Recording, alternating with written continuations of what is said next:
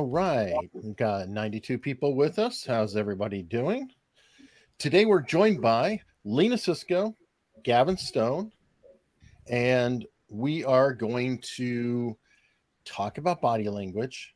Obviously, the subject of the hour, who I like to refer to as a pinball machine of micro expressions, Amber Heard, because help me out. Have you, either of you, ever seen anybody who throws off more signals, expressions, micro expressions in your life? Actually, I have. Oh. And it's Amanda Knox. She's on par, I think. Probably Jim Carrey, but only during the film of The Mask. Oh, well, okay. But that's fair enough. Amanda Knox, really? Yeah. And I'm okay. That would probably be another conversation. It was a conversation for another time. Because I have a feeling that you're judging by your statement and tone, you may not agree with Malcolm Gladwell. I may not. I don't know. I don't know who he is or what he said. I may or may not. We'll find out. Well, essentially, he said that she's not guilty, and the only reason she was found guilty is because she gave off an unpleasant personality. Interesting. And that it caused people to interpret things. She didn't act the way it was appropriate in their mind, and therefore that caused the cops to single focus on her. And that can happen. That can happen. So in terms of Miss Heard, I'm sure that a lot would single focus on her, even though in fairness, she's been doing very well. She's gotten the settlement. She's had the good press. She's had everything. This is kind of like a backlash that's coming at her. Yeah. But what overall have you guys found about her? I know you both did a video on the channel, but I figure we start the conversation here. I'm looking for the chat because I told everybody I'd answer your questions, but chat to help me out. It would be amazing if you could put question before a question, because otherwise it'll start to get hard to pick up on actual questions as they come in. And then you guys, I want to cover a couple things. Like one, we're going to talk about what you had. And then I also thought about it, and you both kind of covered sorry. I just lost Amber Heard. You said Amanda Knox, and it just, you planted a seed, and that was quite evil of you. But anyway, you had me thinking of her, and I thought we've got Johnny Depp talking about a plane ride. So let's look at his view and what he said.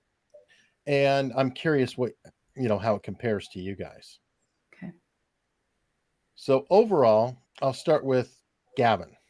What did you find and think overall of Amber Heard? There's a definite lack of emotion when she's talking about the instances of the physical abuse that allegedly happened. And again, this is just up until today, I had only watched the 10-minute video that you'd sent me. I hadn't watched anything else. So I'm way too busy to keep my eye on a celebrity trial, unfortunately. So we got this thing where there was a lack of I was terrified, I was frightened, I didn't know what to do, I didn't know where to go, I didn't know how to. It was just this constant word that kept coming up. I was embarrassed. Always, this happened, I was embarrassed. So that was one of my first concerns. And then there's almost this personality type of not wanting to show any weakness at all. At no point did she say I broke down in tears or I had this kind of, I was ashamed of the fact that I couldn't defend myself, anything like that. At no point does she say, I begged him to stop. I mean, I know of stories I've heard in the past of domestic abuse, and people will say, I begged him to stop, and he carried on anyway. So that was one thing. The facial expressions that she gives they don't kind of fade and arrive the way you would expect them to. It's almost like the only time I've ever seen something as rapid, the mime artists who put the hand in front of their face, they're smiling and they're flashing back and forwards and their expression changes. It was almost like that watching her in some of the court videos I've watched today. It was unbelievable. And then there's this thing that I know Chase has pointed out the fact that she said, I remember a lot before Deception.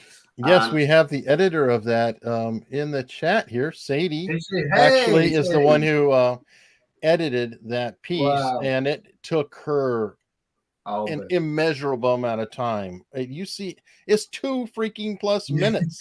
It's just long enough to be an entire Twitter video of I remember. But what I love is the hysteria rising and falling. I was waiting for a symphonic back end of the I remember.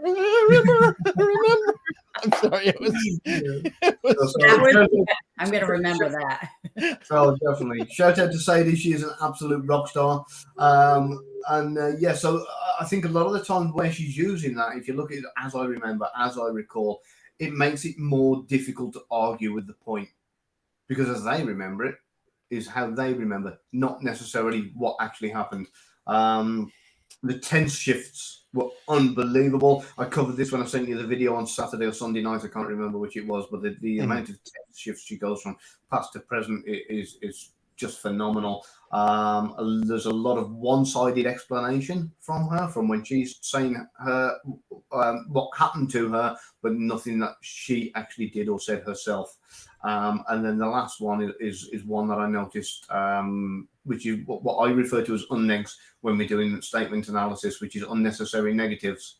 And to give you an example of that is if say for instance I'm talking to somebody I've just met and I say, hi, I'm Gavin Stone, I don't rob banks and I'm from England. There's no need for that middle part. It's an unnecessary negative. So because if you've just met somebody, they wouldn't assume you do rob banks. So there's no need to add it in there.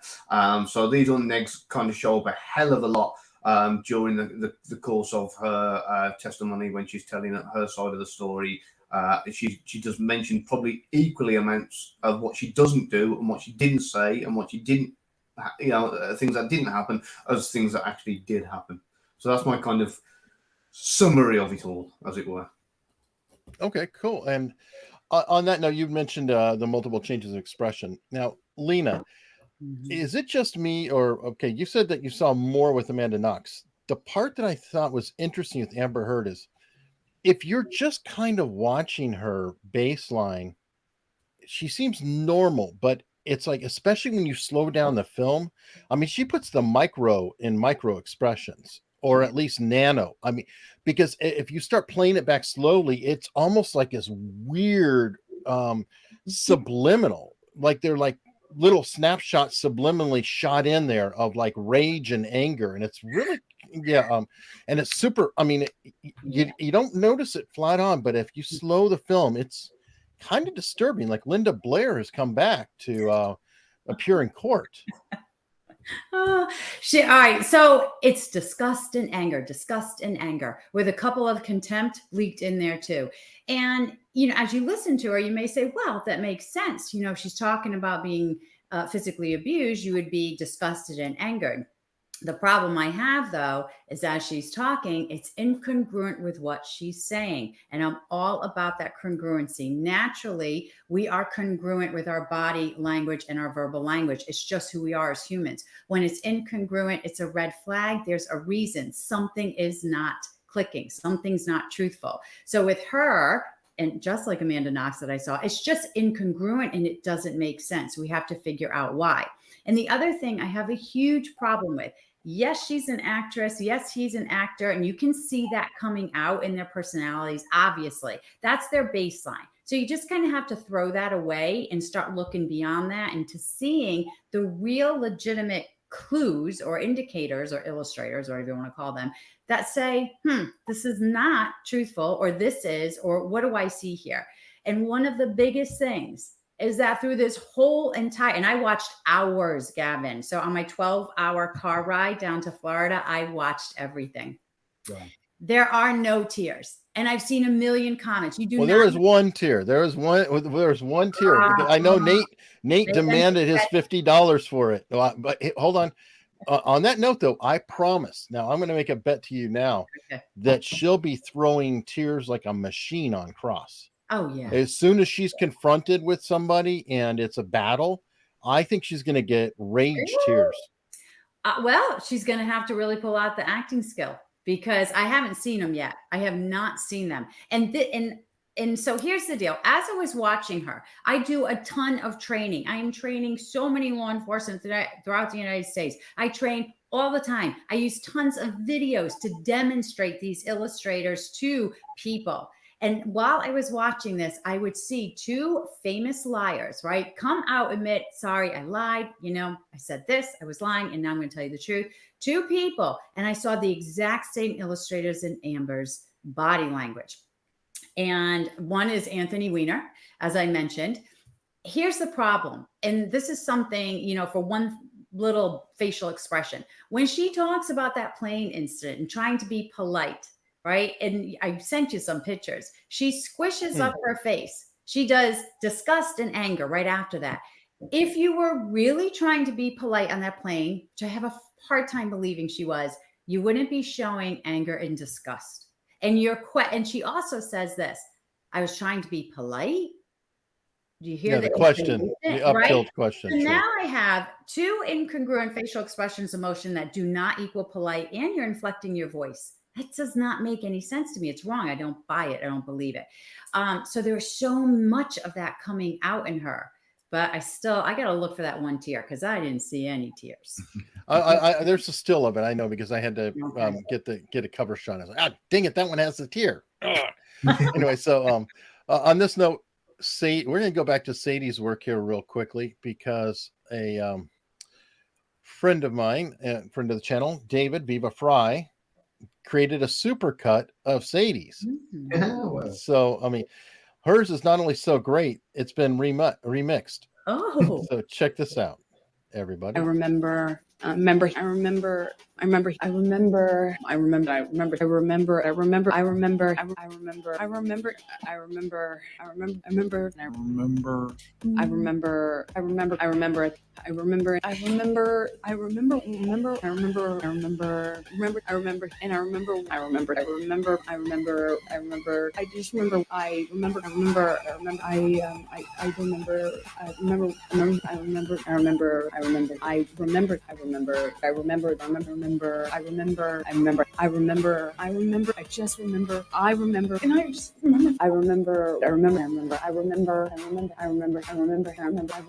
That's what I remember.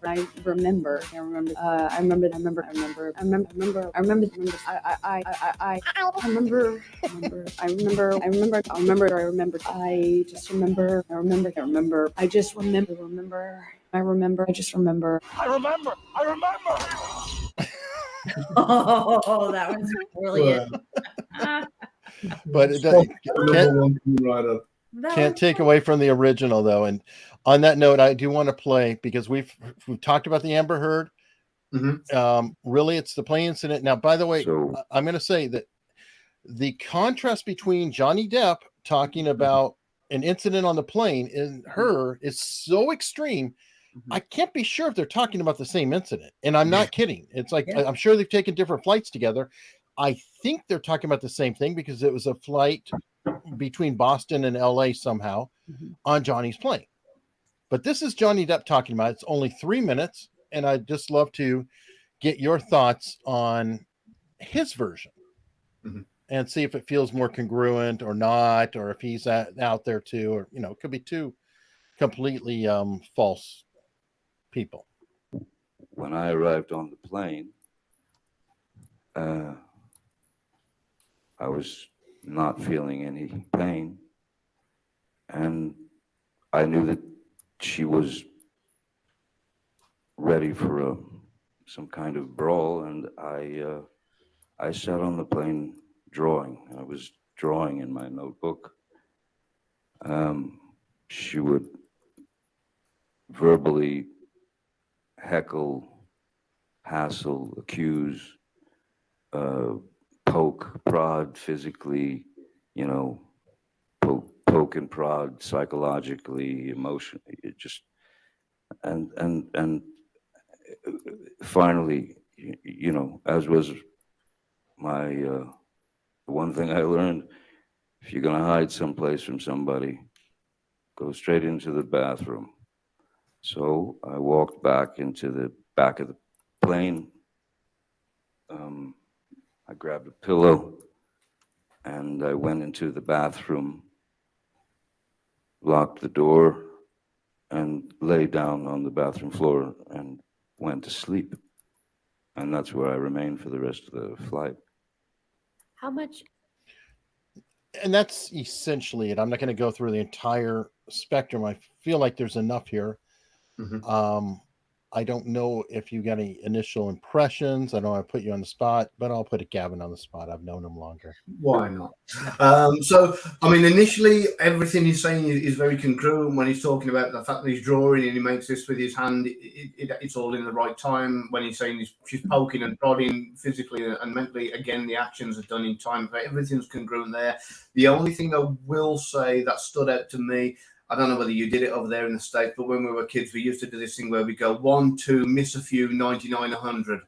And what seemed to happen there was Johnny Depp kind of seemed to do that with his story a little bit. It was kind of like, I sat in the plane, she prodded me, she kind of taunted me. And then I went to the bathroom and stayed there for the rest of the flight. And I think there's a big chunk of information missing there. It come around the time where his story went from being very, very smooth to then going and finally, and he said that little smile on his face and he goes, the one thing I learned is if you're going to hide from somebody, go into the bathroom. And so that's where I think he missed a little bit of what happened out. I'm not saying he did anything bad or she did, or any, no speculation. I just get the impression that there's more to it that wasn't put in, and he kind of had that big gap in the middle. So as for everything else, all seem very congruent and reasonably truthful. Unless there's anything that I missed, please, Lena, you're better at me than this, so go for it. I agree with everything you said. And it was funny because I was like, ooh, text bridge, right? A text bridge is and then, and all of a sudden it just jumps over time in information. Is it important? Maybe. Is it not? Maybe. Is it jumping over a lie? Maybe. But it did increase. And so at that point, I was like, I think there's probably something else that happened before you decided to go to the bathroom. What it is, I don't know. I'm not a mind reader, but that's so it wasn't a boot to her back. Oh my gosh. I don't believe so. Oh yeah. Well, I'd love to analyze that with you. But the other thing is with Johnny is that that's his baseline. He is so consistent. The little smile, the slow rate of speech, that's just who he is. And it never changes. It doesn't change. So that's very consistent. I think it is very truthful. And what Gavin said, when people are recalling something that happened, they tend to act it out. He's always acting out things. He's drawing it with his hands. And that usually is a great sign that people are saying something from their episodic memory, which is their truthful memory. All right. See. Well, thank you, Jenna. Hey. I appreciate, and hopefully it helps your housework. Okay, perfect. I just wanted to go on that. So am I misinterpreting to say that we're not talking about the same flight here, folks, because they're so divergent in them. I mean, I'm literally confused. Now, the reason why he's saying I was feeling very little or whatever is there's a whole spiel about how he made sure the nurse always gave him 2 Roxy's, as he calls them. Roxycodone, which is the name brand of oxycodone. And so he's doped up. And then he went into the bathroom and was out on the floor. If you've been watching hours of the trial, especially with her, you will know that she has magnificently documented every place that he has passed out or slept inside of every location imaginable. Yes. So here's my other problem with all of this is that she was recording. She knew exactly what she was doing and setting him up. And I don't know how this is admissible in court. It just blows my mind. And you can hear her. Oh, okay. But you can hear her baiting him. And that poking and prodding, it drives me nuts. That shrill of her voice. Oh my, yeah. That's just enough to bait anybody to go into crazy mode. But she knows she's videotaping. She knows why she's doing it and what she's going to use for. And she's purposely prodding him into a fight. Makes Yeah, sense. I would say the same. I mean, I think it's been a very turgid relationship from probably the last. Oh God, yeah. Yeah, definitely a year or so of it where she's definitely provoked a reaction from him. I'm not saying the guy's completely innocent of everything. No, no, no. But I do believe that a lot of it has been down to provocation. They probably are both taking drugs, drinking alcohol, and they're both fighting. At one point during the trial, and I listened to hours, she admits they were in a struggle. That's the only time. But if you're saying that, that means you're fighting, not just defending, you're fighting if you're telling me you're in a struggle. And the other part is going through all the instances. I remember, but it usually is this vague little thing. And then all of a sudden, because on a couple of times she's like, I shoved him back. Actually, I don't remember if I did. There were so many things, but I know exactly what he did. And everybody listen. I know down to the millisecond of what he did to me. Here's the thing, though, to point out, though, there is a problem, though, with the struggle. If Johnny is shown to have been involved, if it was a mutual combat situation, he loses. So I don't know if you know that. The trial's about defamation. It's not about abuse. Yeah. And he is suing, saying she made it all up. Now, if he can be proven at any point that abusing her, even if it's like he hit her one time to her 10, he still can lose this trial. And it's a very, very important thing to consider. I have another interview coming up with a defamation expert First Amendment lawyer talking about just that. And that's a very unpopular opinion. I will see in the comments now that I'm simping for Amber Heard. I've heard it many times, and it's like, no, I'm not. As a matter of fact, I am biased, and I've said I'm kind of team Johnny. I'm pretty clear on that, but I also, it's sort of like if you're watching a game or sport, right? You get mad. You're like, why the hell did you do that? You dummy. You should have done this. That doesn't mean you hate your team. That doesn't mean you're cheering for the other team. It means that you're in the game and you're interested in success for your side. So I don't know. I thought I'd put that out there. And I do want to change up. You might want to sit at the cameras, but I'm doing this because what'll happen is in the squares, I keep covering Gavin's face, and he's too magnificent for that to happen. I wish. So I'm going to go ahead and start bringing up some questions here. And since it's Gavin, pick on you first. What is the best way to approach Amber Heard? From a distance with a stick? What do you recommend? Probably be favorite. This actually, funnily enough, it makes me think about the fact that everybody seems to be kind of, like you say, Team Johnny and kind of trying to cut Amber Heard down. And you've got to feel sorry for the fact that you've got to look at what made her that way, what kind of an upbringing, a past or a history as she had that has turned her into the person. She's tough, genuinely tough. Oh, definitely. She's had to go through a hell of a lot to put out those barriers up and to be that abusive person that she has become. So, kind of take that into account when you're talking to her, because everybody seems to be kind of, she's going to lose and kind of out to get her at the moment, which, I'm not saying that should or shouldn't be the case. I'm just saying, she didn't just wake up one day and be this horrible person. Life has made her that way. So, but that being said, there's a lot of things that I would certainly question when approaching Amber Heard. Probably the best thing to do would be to show up with a line of Coke and a bottle of liquor. Actually, the picture, no, wine. Show up with a $700 bottle of wine. Oh, right, that's the one. Yeah, she has her favorite brand. Don't let her throw the bottle at you, though. So, but yeah, this picture that everybody's talking about that was given in evidence, I got a couple of questions with that. This kind of property of JD, with who's meant to be allegedly full of coke. These 4 lines of coke. On the cocaine, famous cocaine box. Oh, he was so funny about that though, because he was like, I imagine you could fit a lot of cocaine in there. And, because he never denied anything, and then they were saying, so this is how you carry it around. And he's like, well, really, it's not a good idea unless you want to leave a trail of cocaine behind you, because it's going to leak out the sides. We usually have it in a plastic bag. It's really hard to get to the guy because he's which is brilliant. He's obviously very resilient to be able to let that just kind of slide off him. But the point I was getting at here with that picture is like you've got this glass of Barocca, which is like a vitamin drink. You've got his his glass of liquor next to these 4 lines of cocaine, next to this perfectly set up picture. And I mean, for Well, the he food commented he on that too. He said that was perfectly framed. It's a lovely Yeah. shot.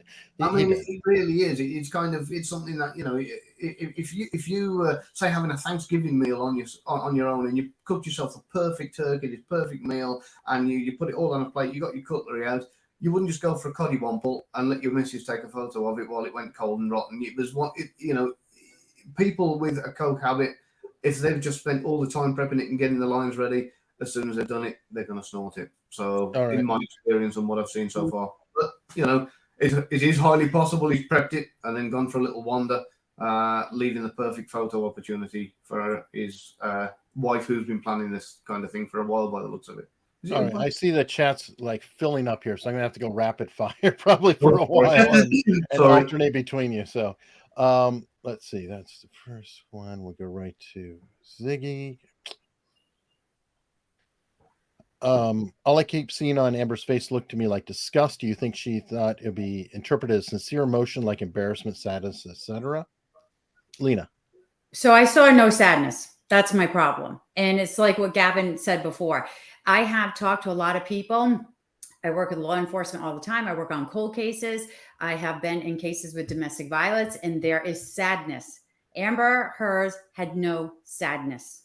She has anger and disgust. Now, could that be how she deal with it? Absolutely. But my other issue is they're not congruent and they're over embellished. They happen when they shouldn't be happening when she's speaking. So I don't believe it's a sincere emotion at all. Do you know Spidey of behavioral arts now? Mm-hmm. He really came up with a good analogy when I saw his video earlier. He said the reason why it looks wrong is she's an actress and she knows how to make her face down, but it wasn't collapsing naturally. So it was muscle movement pushing it down, but the rest of her face is locked in. So that caused an incongruity between the bottom and the top. And that was why the oddness on that. You also have this, though. Yes, she's an actress. Yes, she's probably been coached to do this, but I don't care how good of an actor, actress you are. When you are now defending yourself in a personal position, when something is attacking you personally, it is going to be very, very difficult, almost near impossible to fake, to do that on purpose and make it seem real, right? Your real emotions are going to leak out. That's why we see the micro expressions. The incongruent, when you try to force it, if it looks funny, it's funny for a reason. So I still am anchoring on the fact that her emotions, this is a personal thing. Yes, she could be acting, but there's still something there that is incongruent with me, and I don't believe it. Oh, sure. Yeah. All right. So, Gavin, question. When I watch TikTok reenactments of her statements, her stories aren't making sense. Is that congruent with lying? Yeah.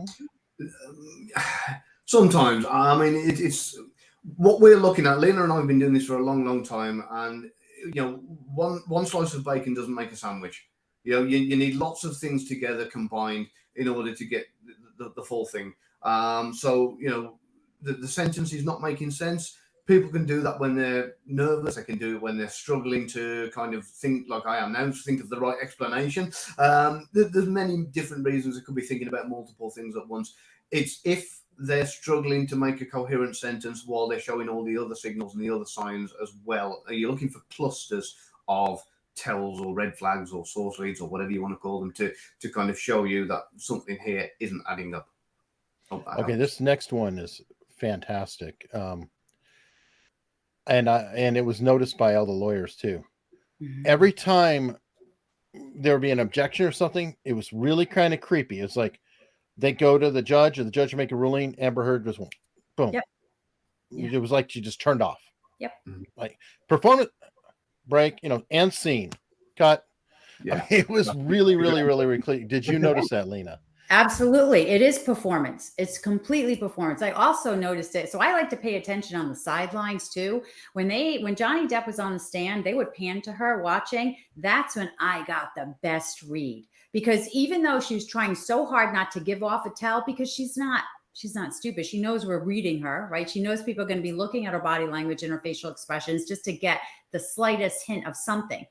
That's where I got the most out of her. her eye flutter, and then the tilting of the head, looking down, coming back up. I saw true emotion in her when they would pan as she was watching Johnny Depp. When she went on that stand, actress Amber, everything was embellished and fake.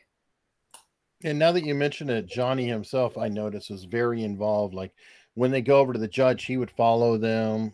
He would sometimes comment on it, or he'd be like, "Where'd he go?" And it was he was pretty consistent emotionally through, much more so. But granted, he's still acting too, because I found many incongruencies with him, especially when it came to drugs and admitting problems with them. It was interesting. Yeah. Oh, I found one big incongruent thing with him too. But overall, like we said before, I don't see anything that's alarming that he is lying. If anything, what I see is he left out some information. Now, you can lie by omission. We know this. So I'd have to ask questions. And that's up to the lawyers. They have to be able to pick up on this stuff to ask those good questions to fill in those blanks. Gavin, I don't know. Adrian Monk. I don't know. I think it's a TV series, like a detective series. I'm really sorry. I would like to be able to answer that All right, one. next. All right, so I'll just give you this one then. Let me see. Question: I would say I was trying to be polite and I would mean it. Am I lying to myself? All right, so here's some things. If you're saying that and you're congruent and you're really saying that, you're going to be congruent with your body language. That's what's just going to happen. If you say it, you're going to be congruent. If you mean it. If you don't mean it, you won't. It is really that simple. When Amber Heard says, I was trying to be polite, she inflects her voice. Okay, so that tells me she's doubting what she's saying. Then she leaks disgust and anger as she's saying polite. No, I don't buy it. Now, if you were Frank, if you were saying I was trying to be polite, first of all, it's intent, no action. That means you also weren't polite. But if you were trying to be polite and you didn't inflect your voice and you had a non-anger, disgust expression on your face, you would come across as believable. Amber did not. Well, okay. On this one, I think it's interesting because I'm trying to think of all the times I can think I was trying to be polite. Anytime I've ever said that is in the middle of a confrontation and I'm extremely annoyed with the person to begin with. I'm just thinking about it. It's like, if I wasn't annoyed with the person, I would say, I thought I was being polite. And I would be more confused. But if I'm saying I was trying to be polite, I'm saying you're an asshole and I was trying to be polite to you, but you're really pissing me off. Or am I misinterpreting the language in terms of statement analysis? So you just answered my question though, Eric. In your mind, you're saying this person's pissing me off. This person, blah, blah, blah, but I'm trying to be polite. Are you? Because you already said that you're pissed off. So are you really trying to be polite? Probably not. You're right? restraining yourself. Yeah. You're actually restraining yourself. Yes, which is politeness. The alternative is I'd probably be saying something that is in the back of my mind that is definitively not polite. So. Well, again, and polite is subjective, right? What's polite to me may mean something different to you and Sure. Gavin. So yeah. Sure. Well, Gavin's a brawler, so he's fine. Okay, Gavin, when Johnny is testifying, Amber's staring at him. She has like a tick with her head. Could it be she's uncomfortable or that she's being discovered in her? And I don't know if I can read the rest of it. I get there's enough there. Might come on a second part to the comment. I can't. Yeah, I don't see it. Yeah, I reckon a lot of the time with that. I haven't watched as much of this as what Lena has. I've seen the 10-minute video. I've seen one or two clips of her on the stand. Not much at all. I should imagine when she's watching him, if there's any kind of movement of the head when he's saying something, it's probably to kind of either disagree or look to see what their reaction is, and to give her an indication of how she should be reacting to. Possibly, I'd have to watch the particular bit you're on about. Sorry. Sure. Okay. Lena, how can you tell the difference between her fake facial contortions and what is legit? Good question. Oh, it is a good question. It all comes back to that congruence, right?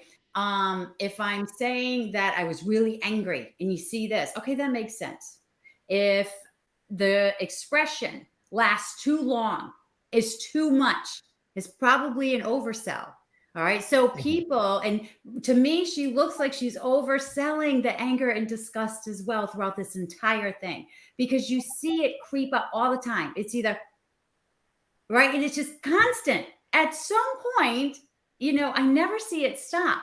So when people have true emotions, it lasts on the face for a couple of seconds. When they're not true and they're oversold, they're embellished, it stays on for a little longer and a little longer. Hers are too long to be legitimate. They're on the face too long. Micro expressions are true emotions that we're trying to hide. They're still a true emotion. And that one time that she leaks contempt, as Johnny's saying something, I have to go back to my notes and check. That's a true emotion. That's Or when he said he lost his contract. You got that one. Oh, yeah. So that was a true. right? That was a full smile. It was a Yes. contempt. That was like, and so it's fast, right? That's a true emotion. It's super fast. It's a micro expression, couple seconds, fraction of a second on the face. Her anger and disgust is too long on her face. Too much and too often. Another point on that was interesting is early in her testimony, she talked about meeting Johnny. Mm-hmm. That felt actually really congruent and very romantic. It did. And very odd, because usually, I don't know about you, but when a relationship goes sour with me, I can say yes, in the early times things were good, but I can't go to say, oh, I felt this great. No, it's gone. It's like I somehow, I've gone through surgery. I have amnesia. I can't experience that immediate joy with a butterfly. No. She had the butterflies when she was talking about it, and it felt like it. And it's very weird. Yeah, it's not weird, Eric. I think she's still in love with him. I think she's a scorned lover. I truly do. I think that if she had the chance, she would still be married to him. I truly feel that she is in love with him. And so because it shocked me too when I saw that, I was like, whoa, she has genuine emotion to him. And it's very pleasant, very nice. And I'm like, because if somebody allegedly abused me, I don't think I could talk to them about that. No, you I would barely not be able to acknowledge. Things were going good at start. Everything he seemed okay. He acted really nice. But there would be just to be like a little twitching, like, yeah. Like, you're not pulling that out of me. I'll acknowledge that because I'm dumb to have fallen in love with whoever's beating the hell out of me. But actually, Johnny was kind of that way, saying, well, she was doing this, and she seemed to know all this stuff. Seemed to It's qualifier. Everything with her seems very full throated, and that was just interesting to me. Yep. All right, when she speaks in the past tense, Gavin, is that more indicative of the truth, and the present tense? More of her making things up or exaggerating? Yeah, pretty much from the majority of the time, not always, but usually when she's recalling from the past and talking in past tense, then it's usually a part of the story that is true. She switches backwards and forwards so frequently, and I reckon there's a lot of it's almost like they've got intertwined with truths and fabrications with what's going on. A lot of the times when it's present tense, I believe there is, in her mind, a possible version of what happened, but it's not necessarily true. And she's saying it how she wants it to be and how she wants it to be perceived, not necessarily how it actually happened. All right. We got a little bit of business here. Ray J's pointing out Lena's book links don't fit in the chat. Sorry, folks, but they are in the description. So please look in the description. That'll sell some books for Lena. I get a little bit of wet my beak too, because I get a kickback from Amazon for it. So thank you very much. I do want to be fair about it. I do say affiliate links. It costs no more money, but it gives me a couple, pennies too. And definitely check out our books. And they're in audio, just to let you know, because that's how I read everything. I'm scrolling for questions. You know what, Eric, while you're scrolling, I want to say one thing, because this is something I always pick up on, as rate of speech. If you listen to the rate of speech when Amber is talking about the time when she met Johnny, it has a good pace, right? When she goes to talk about all of the abuse, it's slow, very slow. Right. That's and by the way, that did pop in my head earlier with Johnny Depp, because it has been said that sometimes a victim, I think Emily Baker talked about it because she was a prosecutor in LA. Mhm. ADA there, that the victims would be like, and then he hit me, and then they go right on. So they do not want to dwell on the part of the victimization. Yes. So it is possible, and again, now back to Team Johnny, but could he have been like, yeah, I'm not going to go into everything that went on here. Yeah, she was hectoring, da da da da. No, I went to the bathroom. Mhm. I just don't want to go into it. Yeah. Funnily enough, when you mentioned that, something I thought about earlier was when she was describing the one incident. Her descriptions, in my opinion, were not those of what I've seen in the past that would be congruent with victims telling a story of domestic violence. So there's this one particular part where she says, Johnny said, "What are you going to do about it?" And in past instances, I've had people telling a similar kind of story, and they'll say he just kept looking at me and staring, and they've got their chin down, and because of they're reenacting it almost, and they're saying, and he said, "What are you going to do about it? What are you going to do about it?" And I didn't know what to say. When she's telling the story, if you watch her, she's going, and he was going, "What are you going to do about it? What are you going to do about it?" And you can see this kind of aggressive demeanor in her telling the story, and so even though she's kind of telling it from her point of view, that's not normally what coincides with how a victim would reenact a story. A victim would be very chin down and saying, he kept on asking and repeating the question, "What are you going to do about it?" And they would be very timid with it because they would be reliving what they felt at the time, which would be very kind of anxious, nervous, and frightened. Fair enough. And now actually back to Spidey again. Props to Spidey, behavioral arts folks, but he was talking about earlier, and I think there was an early sequence when she talked about how he was going after her son, but then she said, like, I followed him. She slipped and reversed it. Like in the middle of describing three actions, it was her being aggressive in the middle of the statement. And he was saying this is the cognitive load, where when you're putting it out, she inadvertently slipped that she was chasing him out, because that's one thing that has been pretty consistent by a lot of stuff is that, and I could be wrong, and this is getting into psychological things, but Johnny does not like conflict, and he runs off. He hides in the bathroom. He hides here. Even going to sleep could be hiding. All of these things are escape. Doesn't like escape. She likes him to stay, and we're gonna deal with this right now. And it's a very interesting mix. But back to the folks here. Do you think, and this is more info, but interesting, do you think Amber ordered a baby in order to look sympathetic and avoid jail like Elizabeth Holmes of Theranos? I don't know. Okay, I'm going to be sympathetic to Amber myself and say there is the remote possibility that she needs to be needed. And having a baby is the ultimate to being needed, right? I mean, the baby's completely dependent on you. I don't know. It could be that, but I don't know. Did she order a baby? I didn't. She has a baby now. And then do we have a link from the website where you order them from, or?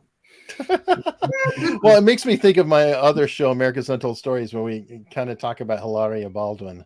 Hilaria, whose roots are from Boston, Massachusetts. Okay, that's bizarre. No, she's Spanish. Okay. She's been going into that whole routine, so that's why it was pretty funny, because she's freaking Hillary, not Spanish, not anything. But no, I don't use the word dummy necessarily when my team is losing. I might use other colorful language, but I didn't want to burn Gavin's ears. Yeah, I'm very delicate. Now we know what side John Johnson's on here. You think Amber Heard was molested or abused psychically or mentally during her youth? Yes, there's something going down with her. Yes, she's. Lena, I'm gonna get your opinion. I don't know. I have no idea. I can't answer. I don't know enough about her. Okay. I would not personally, I would not be surprised in any way, shape, or form. And I do think she probably has a bit of a tragic history. a lot of people are created. But Mhm. Yeah, only speculation there, but I would say it's a pretty safe assumption that a lot of what she's doing is a coping mechanism. That's probably why she's got a lot of abandonment issues. But that's something that we would need to explore over a hell of a long time. She did say in testimony how she was her father's son because he didn't have a son. And so that could have something to do with it, having to grow up tough and be a fighter. So, and she's gone from Catholic school to Catholic school all around, which I can relate to. That's a horrible way to grow up. So, Catholic schools are tough. yeah, there's also the question if she did a vehicular homicide when she was a teenager. That's coming up too. Yeah. Wait, what? Okay. Yeah, I don't know that, but I do know that there is an arrest record for her, and her license was taken away like within the very short period. And usually you don't now because you're a juvenile, records are suppressed. Yeah. And so you don't know exactly what happened, but something very serious happened to have a license, essentially suspended for years and all of that. That's something went down. But When you listen to her tapes, she's got an issue with anger. That's clear. Absolute issue with anger. well, her previous spouse, she there was a domestic abuse arrest and complaint on. Yeah.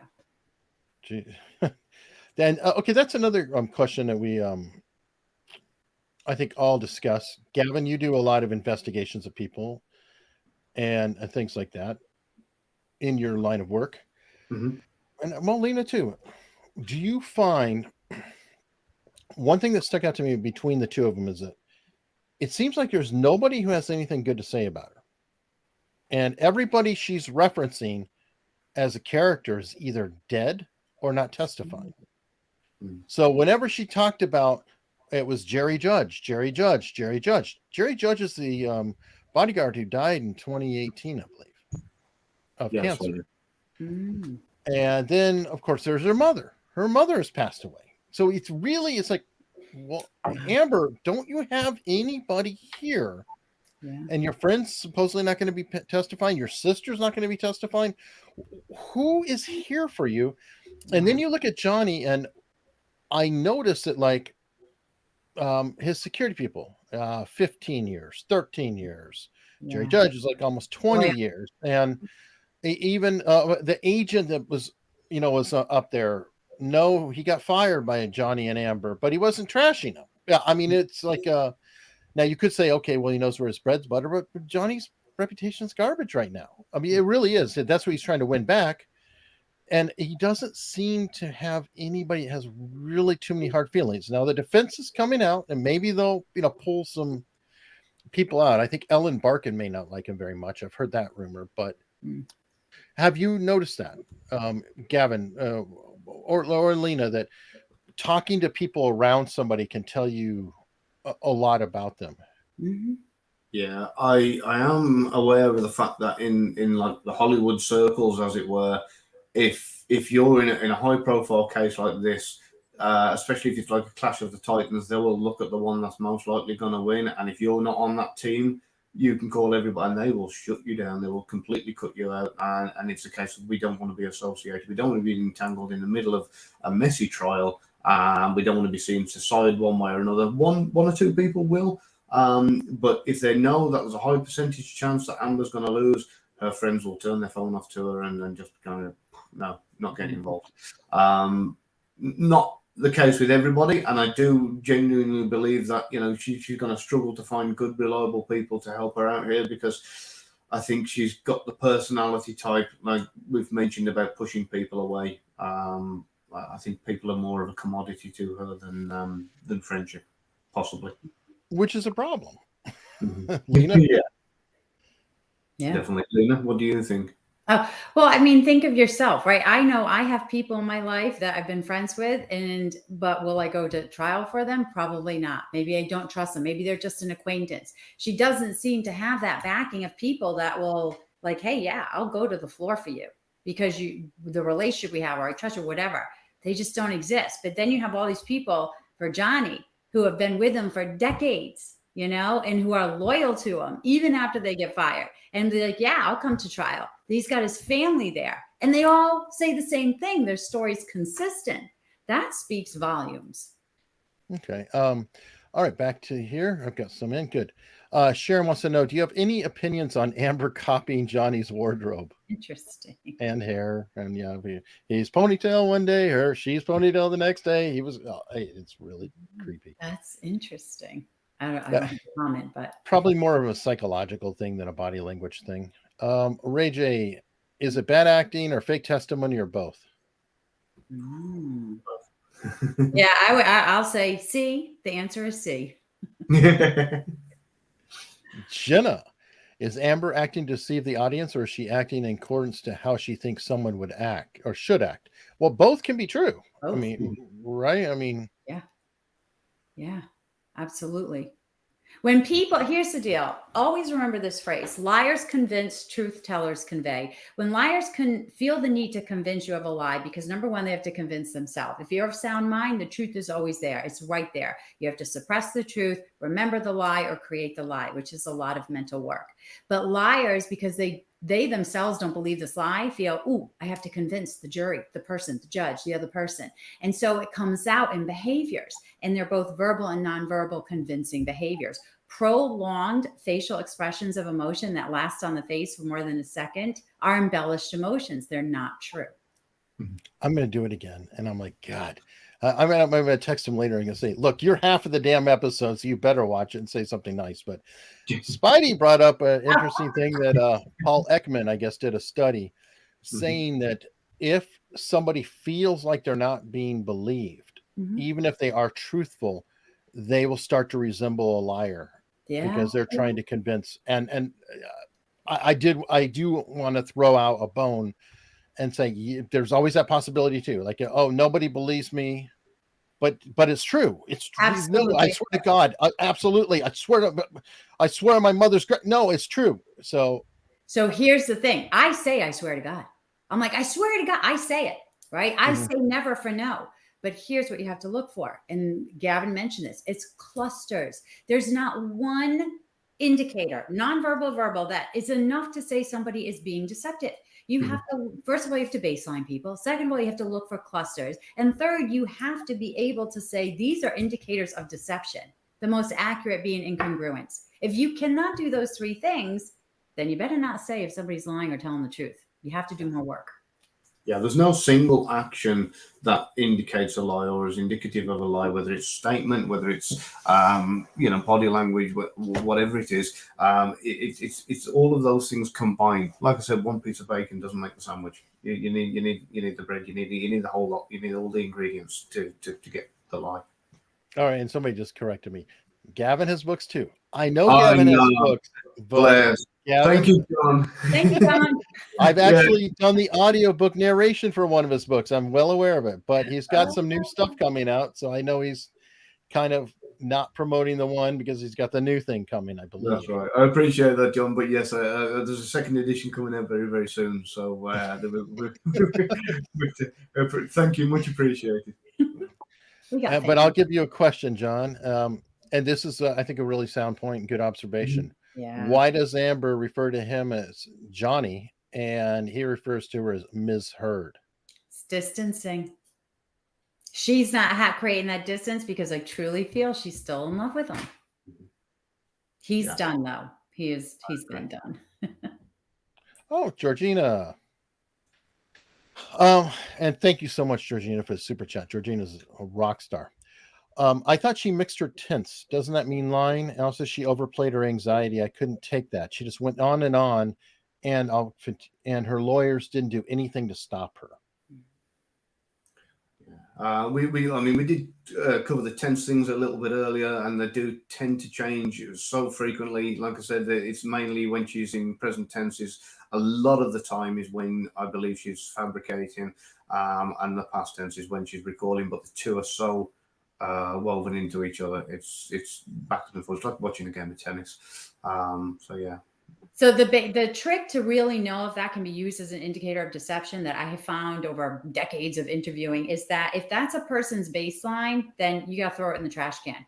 But if it's not, And they usually tell everything in the past tense, and all of a sudden this one event is switching back and forth. Well, now that's a red flag. But if they tell everything with that switch, then I can't do anything with it because that's a red line. It's all about Yeah, what's and I not- thought about that too. I think I've confronted you about, talked to you about that myself, Lena, that there are some people, especially if they're storytellers naturally or in that environment, they say, I went to the store, I go and I went inside and there's the clerk. And here I am having the worst day.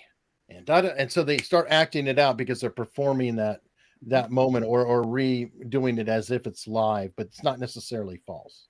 Yep. When I teach my classes, I tell a story of when I was 13 and almost drowned, which is truthful.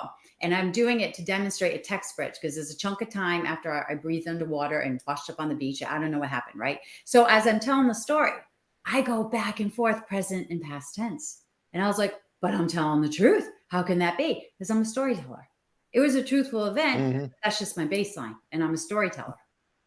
There is also the fact that as she's trying to tell the story of what's going to happen, it's possible she is trying to recall the emotions and trying to relive it to be able to put on the tears, to be able to feel the pain, the upset, that kind of thing. And therefore, that's why she's switching backwards. She's and got to forwards. work on that though. The tears. She's Yeah, got to work on it a little Yeah, bit. she's got to really get some Come on. Let's go. better chemicals in the hanky, I think. But that, like I said, the big thing is here. It's the rest of the red flags or the incongruencies that are going with it. It's not just the past tense and present tense that are getting mixed alone that is making me see deception. It's the mixture of all the other red flags that are all going off at the same time. All right. Well, folks, I have some good news and some bad news. The bad news is I've got to wrap this up, but the good news is I have to wrap this up because Lena and Gavin have a show on Clubhouse that they do. And they're probably, rumor tells me, going to keep talking about this in the interrogation room, which is their Clubhouse show. Mhm. And there is a link in the description. I will drop it in the chat as well and see if I can go find my way to it and pin it. And yes, I can. I'm replacing that is the pinned message now. So I don't know if everybody uses Clubhouse or not on their phone. I imagine some of you may or may not, but that'll give you some time to go hit it. I think you're starting in just a few minutes, so you might 6:45. you might give them a minute to trickle in and catch up. But I do hope that everybody considers going over, following them on Clubhouse, checking out the show, and it's very then you can speak. You actually can say, I've got a question, raise my hand and ask the question, and they will get right back with you.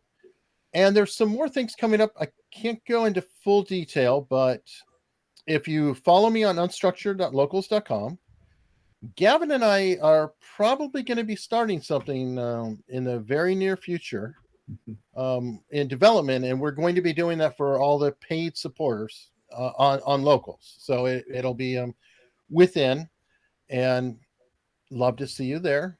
It's a great community. There's a lot going on. America's Untold Stories is through there. And one last thing, I'm yelling at Nate. Everybody knows Nate the lawyer, good friend of mine. I'm on Nate. You got to promote our show. So let me live up to that. Started another show because I have an addiction problem with YouTube channels with Nate, based off of our weekly No Holds Bar that we do on Locals. And it is called, we thought about it a long time. We had to go get advice from everybody we knew to come up with what would be the killer name. And we had No Holds Barred, and we were saying, should we do quick takes? And what would be the most powerful name that just rolls off your tongue and is completely fulfilling? So it's Nate and Eric. So everybody check out the show, Nate and Eric. You can find it easily by going to nateanderic.com. It'll take you right to YouTube. And please subscribe. It's Nate and I doing hot takes on all kinds of videos. We're reacting to different things like upcoming a black cop punching a BLM supporter, female, and our reactions So it's not only just legal, it's cultural, things like that. Hassan Piker talking about, well, he's an idiot. So I'll just leave it there.